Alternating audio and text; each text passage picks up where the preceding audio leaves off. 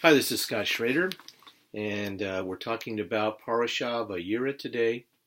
I'd like to cover what I would call a sub-theme in this parashah that we see throughout this parashah, kind of emphasized off of Genesis 18:15 and Genesis 19:30. This sub-theme is the sub-theme of fear and the results of fear. I think this is a very important subject for us in our lives as we walk with the Lord. So I'd like to talk about that today. When confronted by the angel, here we have in 18:15, Sarah and confronted about laughing when she was promised, or Abraham was promised, that he would have a son through Sarah. She, out of fear, did not tell the truth to the angel. She lied to the angel. And she was confronted on this. The angel confronted her and spelled it out to her. We see the same thing with Adam and Eve. Out of fear, they hid themselves, yet God called them out. And this is very important that he did this, and there's a very important reason, I believe, that he did this. And we're going to see that a little bit, I believe, and when we look at the word fear and in Hebrew and the makeup of that word. And so here we have the word fear. It's yara, and it's consistent of three letters. The first one is the yud or yod, and it means power or the right hand. And so power. The second letter is the resh, which is head or the beginning, or it can be the first or the firstborn, but the head is actually the symbol for the head. The third letter is the letter for the ox, the aleph, and it means to be a carrier or a servant. And so with fear, in fear, you give your power to whatever you fear. It becomes the head. It controls you, and you become a servant, a carrier for that. And so that's, I believe, why God called Adam and Eve out, and he called out Sarah on this issue, because if not, and left to their own, and they kept going in this direction, fear was going to control them, and fear not of him, but rather of man or something else was going to control them, and they were going to become its servant. And so it's very important to realize that what you fear, you're actually, you are serving, in some sense, you are serving.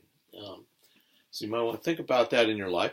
It says in Proverbs 29:25 that the fear or the anxiety about man is a snare.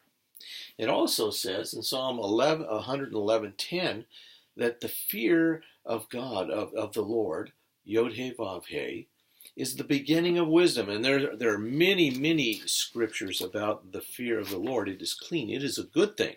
So this is a natural thing for us to have God as our head, to have him as the power in our life, to be the carrier, the servant for him.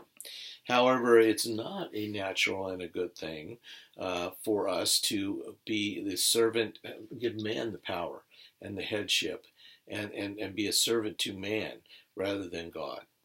And so this is an issue that we face in our life. And I think we see some of the results of this giving headship to the fear of man also in Genesis. It begins in Genesis 19:30, or it's talked about there. We're going to jump off of that. And that has to do with Lot or Lot. Now, Lot, when he escaped Sodom, the angel there, he asked the angel, look, can you spare Zoar? Can you spare the city that I can go into? And, he felt like he needed to be safe, and so he was afraid. The angel didn't lead him to this, didn't tell him to go there, but he allowed him to that, and he did not destroy Zoar. And so Lot went there. And so this whole process, you could look at it, is that it began with fear. And so Lot, he goes to Zoar, and he's there, and he ends up leaving Zoar because he becomes afraid of the inhabitants of the city. And so he went there by fear, it looks like, at least in my eyes. He went there by fear, but he certainly left there by fear. And he went and he ended up living in a cave, isolated by himself. And as a result of this isolation, his two daughters who were with him feared, again, here we have the fear, they were afraid that they were not going to have husbands, that they were not going to marry, they were not going to have children. And so Lot got drunk, or was given drink, and his daughters had relations with him, and they had daughters, I'm sorry, not daughters, but sons, through him. And so they had children through Lot. And so we see that this compounded, this fear compounded things in Lot's life. And the end really didn't actually end well. These became enemies of Israel, and they became cursed. Both of these sons, their progeny, became cursed. And so the end wasn't well in this case. And so how can we, escape the fear of man? How can we get out of this? First, we have to realize that we are under this fear. And the second thing is then we then cry out to the Lord. We cry out to Yeshua, who is our deliverer. We can cry out to Yod-Heh-Vav-Heh. It says, whoever calls on his name shall be delivered. So I urge you today, if you have this fear in your life, and probably most of us do to some extent, we are pressured to have this fear. If you do, cry out to him.